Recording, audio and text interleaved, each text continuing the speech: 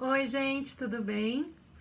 Hoje nós vamos estudar um tema que eu amo, que é super importante, que não tem só relação com o processo coletivo, mas que tem muita relação com o processo coletivo, que é o tema dos processos estruturais. Há algum tempo esse tema vem sendo tratado, né, pela doutrina do processo. Esse tema aqui nos Estados Unidos foi iniciado também pelo professor Owen Fiss, em estudos muito legais que ele fez a respeito da jurisdição e da necessidade das medidas estruturais para a concretização de valores públicos, que é como ele enxerga a jurisdição. Vou colocar inclusive na pasta de textos de vocês alguns textos do professor Owen Fiss, tem inclusive traduções muito legais dele para o português. E o professor Sérgio Cruz Arenharte, nosso querido professor aqui da Universidade Federal do Paraná, tratou muito desse tema, talvez um dos primeiros autores brasileiros que tenha tratado desse tema, do texto da aula de hoje. O texto da aula de hoje, de vocês, é um dos primeiros textos que o professor Sérgio escreveu a respeito disso. Há um outro texto dele muito legal, em que ele analisa especificamente o caso do carvão, que é um dos casos emblemáticos quando se trata de processo estrutural, e eu também vou colocar esse texto para vocês, tá? Mas, sem dúvida, o professor Sérgio é uma referência aí quando o assunto é o processo estrutural. E temos outros, né? Marcela Ferraro fez uma dissertação, orientando o professor Sérgio, fez uma dissertação incrível sobre o processo estrutural aqui na Universidade Federal do Paraná. A professora Flávia Rio produziu um texto recentemente a respeito de processo estrutural. O tema tem sido estudado pelo professor Marco Félix Jobim, que tem um livro excelente sobre isso. O professor Eudilson Vitorelli, que tem vários artigos e agora também lançou um livro sobre isso. E o professor Fred Didier, o professor Hermes Zanetti, que no curso de processo que está na bibliografia obrigatória de vocês, tanto no volume de processo coletivo, quanto também no volume 2, né, no volume que eles tratam de decisão judicial, em que o professor Fred trata, daí com a professora Paula Sarno, e com o professor Rafael Alexandria, de decisão judicial, eles também vão tratar sobre processo estrutural. E vale a pena ler este capítulo do professor Fred. Eu coloquei para vocês o texto do professor Sérgio, mas vocês têm aí como referência o curso do professor Fred, leiam também o capítulo de processo estrutural. E eu vou colocar, inclusive, para vocês como complemento a esse vídeo, uma live que o professor Fred fez sobre o processo estrutural. Ele fez mais de uma, mas eu vou colocar uma delas para vocês, para que vocês também vejam a concepção do professor Fred de processo estrutural, que é muito legal e muito importante. Enfim, uma série de pessoas, uma série de textos, vários textos que eu vou colocar para vocês, mas é um tema muito legal, porque é um tema que vem casando, né, com a ideia, consolidando a ideia de efetividade, gente. É o norte do processo, né? Vejam que aqui a gente traz uma das grandes características do processo coletivo, né? Eu já falei para vocês desde o início das nossas aulas que o processo coletivo tem algumas premissas básicas, universais, que ele tem que atender, né?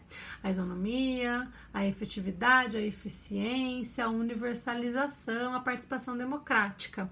E quando nós falamos em eficiência, e sim, é importante pensarmos técnicas eficientes, nós jamais podemos, vou falar de novo, jamais podemos desatrelar eficiência de efetividade. Se eu falo em eficiência, se eu não olho para a efetividade da tutela prestada, eu estou sendo irresponsável, porque eu só estou pensando em volume de processo. Eu só estou pensando em diminuir o trabalho do judiciário. Não é para isso que estamos aqui. Então, qualquer coisa que pensamos no processo, precedente, tutela coletiva, IRDR, etc., só pode ser pensado sob a perspectiva de eficiência, e tem que ser, não me entenda mal, tem que ser pensado sob a perspectiva de eficiência, mas só pode ser pensado sob a perspectiva de eficiência se do outro lado estiver uma preocupação com a efetividade, ok? Eu não posso deixar a eficiência prejudicar a promoção do acesso à justiça e a efetividade da tutela dos direitos que está ali, casadinha com o acesso à justiça, ok? O processo estrutural vem aqui muito mais para olhar para a efetividade do que para a eficiência, tá? Pode gerar impactos também na eficiência, mas nós estamos falando muito mais em efetividade. E a ideia do processo estrutural vem para atender determinados problemas, que nós chamaremos aqui também de problemas estruturais. Vocês vão ver que o professor Fred e o professor Zanetti, lá no capítulo deles do curso, vão inclusive fazer um item bem legal no início para diferenciar o que é processo estrutural, o que é problema estrutural e o que é decisão estrutural. Estamos diante de um problema estrutural que demande uma solução muito complexa e não uma solução fácil de se obter. Nós estamos falando de casos difíceis aqui, tá? Nós estamos falando de casos que envolvem a necessidade de se entender um problema estrutural, se construir uma solução estruturante, uma solução que possibilite a correção daquele problema e necessariamente uma solução que vai passar por um impacto, uma mudança nas instituições envolvidas naquele problema. Por isso que uma das características do processo estrutural, não exclusiva, mas é uma das características do processo estrutural, da maioria deles pelo menos, da maioria dos processos que tem essa técnica, é a multipolaridade. Vamos falar disso daqui a pouco, tá? Eu tenho aqui duas questões importantes que é bom nós fixarmos desde já, tá? Embora o processo coletivo, que é aqui o tema das nossas aulas, né, seja um ambiente muito propício ao desenvolvimento de medidas estruturais, ele não é o único espaço em que isso pode acontecer. Nós podemos ter processo estrutural no âmbito individual. Eu posso ter uma ação individual que exija medidas estruturais, ok? Não tem problema nenhum nisso. Embora a maioria dos casos vão ser realmente relativos a processos coletivos, tá? E outra premissa importante, que também é bom pensarmos aqui, é a de que o processo estrutural vai necessariamente exigir esse conhecimento, essa mudança, esse impacto nas instituições, tá? Que vão ser responsáveis por causar o problema ou ao menos pela solução daquele problema. A gente já vai entender melhor como isso funciona. Nós estamos falando então de uma técnica, tá, gente? Não é um tipo de processo. Eu tenho lá ação coletiva, ação civil pública, processo... Não, é uma técnica. Nós estamos falando de uma técnica que vem para tornar mais efetiva a tutela quando nós estamos diante de litígios complexos que apresentam um problema estrutural, um problema que se protrai no tempo, um problema que exige uma mudança, um impacto nas instituições envolvidas e a construção de soluções paulatinas, muitas vezes, que vão ser necessárias, que terão que ser adotadas para que nós possamos chegar na efetividade dessa tutela, ok? É muito comum nós atrelarmos também o processo estrutural a questões de políticas públicas e não está errado esse atrelamento. Ele também não pode ser exclusivo. Então, não é só em casos de políticas públicas que nós vamos ter processo estrutural, mas muitas vezes questões de políticas públicas podem favorecer a adoção de medidas estruturais. Quando eu tenho um problema de execução de política pública, como, por exemplo, acontece com a questão dos presídios no Brasil, sistema prisional. Quando eu tenho um problema de vaga em creche que o Estado não consegue fornecer. Quando eu tenho problemas ligados à saúde, de medicamentos, muitas vezes. Enfim, eu tenho aí uma série de problemas relativos a políticas públicas. Então, temos, sim, muitos processos estruturais que acabarão por ter por objeto medidas estruturais voltadas a questões de políticas públicas. Isso exige um cuidado da nossa parte, tá? Eu posso dizer para vocês, e aqui é a minha concepção, tá, gente? Eu coloquei, inclusive, um texto meu também para vocês na pasta. Coloquei todos esses textos que eu citei. Eu esqueci de citar também o querido amigo professor Leonardo Nunes, que também fala de processo estrutural. Também vou colocar o texto dele para vocês, muito bom. Mas tudo isso que eu tô falando aqui para vocês, essa minha concepção de processo estrutural, talvez seja um pouco diferente da concepção de processo estrutural mais generalizada, tá?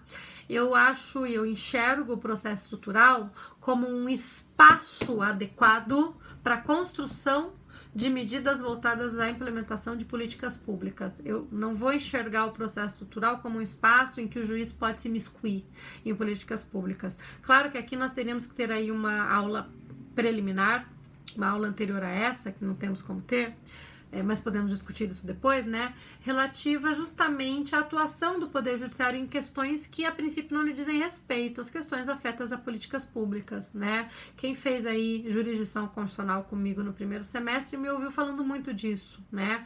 E temos, se eu não me engano, algum vídeo aqui nesse canal relativo a isso. Eu dei uma procurada porque eu acho, não sei se foi antes ou depois do início da pandemia, mas nós tratamos sobre esse tema, né? Eu sei que tem gente que tá aqui que fez a outra optativa que vai se lembrar.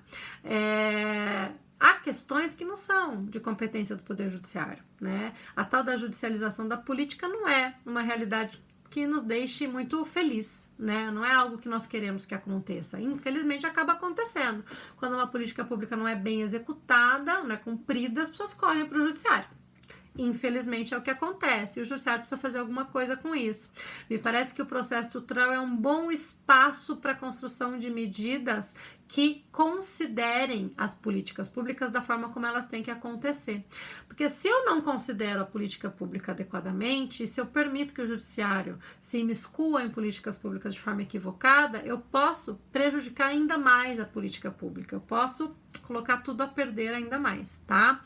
Então, quando vem o judiciário e determina que um determinado estado cria a defensoria pública do dia para a noite, sem considerar as possibilidades dessa defensoria pública, ele está criando uma decisão inexequível.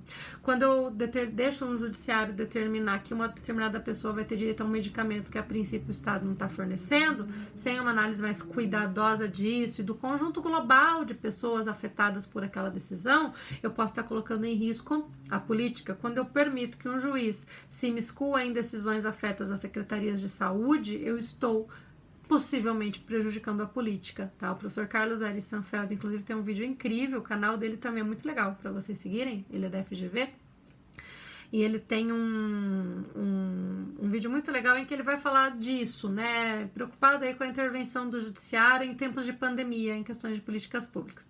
E aí ele conta um caso muito interessante de um juiz que contou esse caso para ele. E esse juiz narrou a situação de uma pessoa que precisava realizar hemodiálise em um determinado posto de saúde, custeado ali pelo município. E havia um posto de saúde no qual era possível realizar esse tratamento ao lado da casa dessa pessoa. Porém, ao formular o pedido perante a Secretaria Municipal de Saúde para realizar o tratamento, a Secretaria determina que essa pessoa fizesse o tratamento, que era diário, muito longe da residência onde ela morava, sendo que tinha um posto ali do lado. Essa pessoa, então, entra com uma ação judicial individual, pedindo para o judiciário autorizar, determinar que a secretaria autorizasse a realização do tratamento ali do ladinho da casa dela, e o juiz liminarmente determina isso. Eu fico imaginando esse juiz achou que estava fazendo algo muito bom, claro, né, a melhor das intenções. Ele queria facilitar o acesso à saúde daquela pessoa, o tratamento dessa pessoa, etc. E ele determina liminarmente, sem ouvir a secretaria antes, a possibilidade de realização desse exame.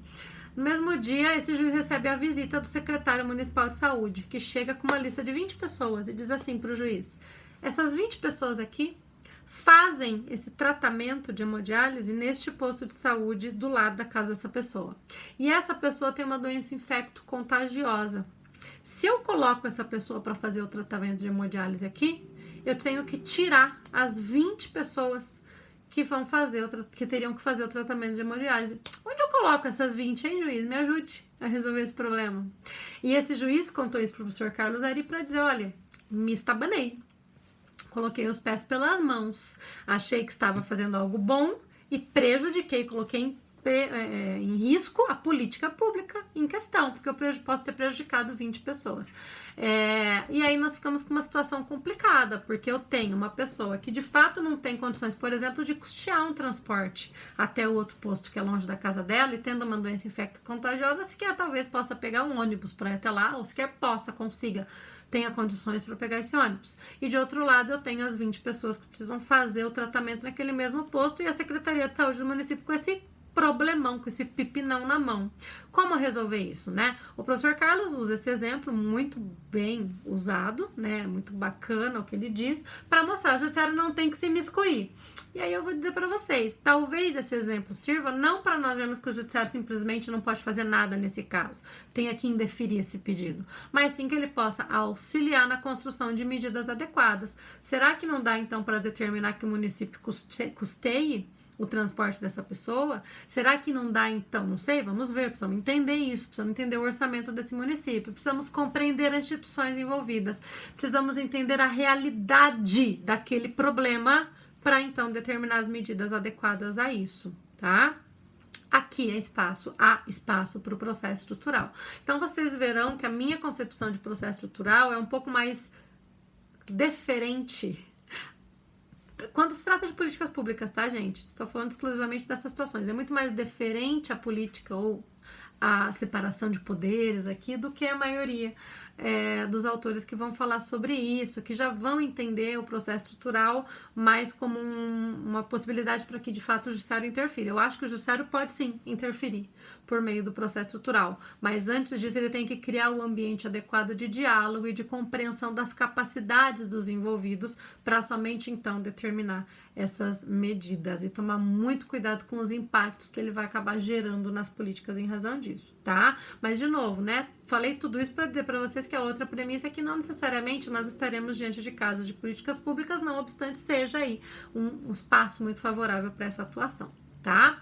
Um outro caso muito emblemático de processo estrutural é o caso da CP do Carvão, desse texto que o professor Sérgio escreveu e que eu vou colocar lá para vocês, em que nós tínhamos 22 carboníferas causando um dano ambiental terrível na região de Criciúma e a necessidade de se parar com aquele problema estrutural que impactava no meio ambiente, mas ao mesmo tempo preservar economicamente a região, que era movida em função daquelas carboníferas. Foi necessária então a construção aí de medidas estruturais, medidas de curto, médio e longo prazo que estão sendo até hoje implementadas para então se viabilizar a solução daquele problema sem gerar impactos muito desastrosos na economia. O caso do HC aqui de Curitiba, em que havia uma série de terceirizados em situação de ilegalidade, havia a necessidade de desligamento desses terceirizados sem colocar em risco o serviço prestado pelo HC, e houve ali, da melhor forma possível, porque foi consensual,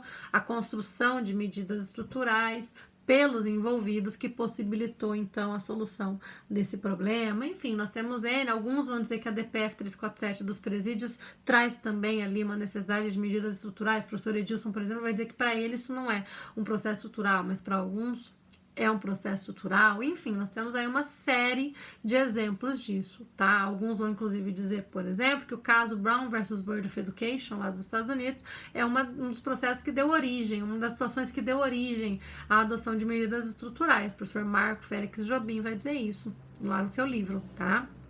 Porque ali nós tínhamos um problema de segregação nas escolas que precisou ser resolvido e que houve uma tentativa de solução pela Suprema Corte que não deu certo porque não foi cumprida, não foi atendida, não resolveu o problema, quando então no Brown 2, no segundo caso, um ano depois, lá em 56, relativos a isso, teria havido adoção de medidas estruturais.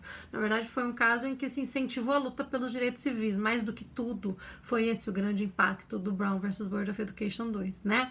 Mas é também um caso interessante para a gente trabalhar todas essas questões, mesmo que haja certa divergência, como o professor Edilson Vitorelli, por exemplo, que vai dizer que também não enxerga aí um caso estrutural necessariamente, tá? Enfim, temos N exemplos das creches de São Paulo, que é um dos casos que vocês estão analisando para os debates que nós vamos fazer no final desse bimestre. Temos ali também a questão estrutural. O caso Rio Doce, caso dos danos ambientais em Mariana e Brumadinho, também estão exigindo a construção de medidas estruturais. Inclusive, uma das ações propostas já trouxe pedidos específicos de medidas estruturais, estamos aí evoluindo nesse sentido. Enfim, temos N exemplos. O fato é que estamos diante de uma técnica que vai exigir para a solução do problema estrutural esse conhecer as instituições envolvidas e essa construção de preferência conjunta, consensual, de medidas voltadas à solução daquele problema. É aí que entra a ideia do processo estrutural, e isso aconteceu em vários desses exemplos que eu contei para vocês, tá? Eu trouxe para vocês, inclusive, ali no material de vocês, uma citação bem feliz, bem legal, de um outro grande professor, um professor argentino, um querido amigo, o professor Francisco Verbic, que também trabalha as questões ligadas ao processo estrutural. E esse artigo dele também é muito interessante, vou colocar para vocês, tá ali um trechinho em que ele define o processo estrutural, tá? E é muito legal atrelar também o processo estrutural, gente, a questão do estado de coisas inconstitucional. Vocês vão ver que o meu texto versa sobre isso, tá?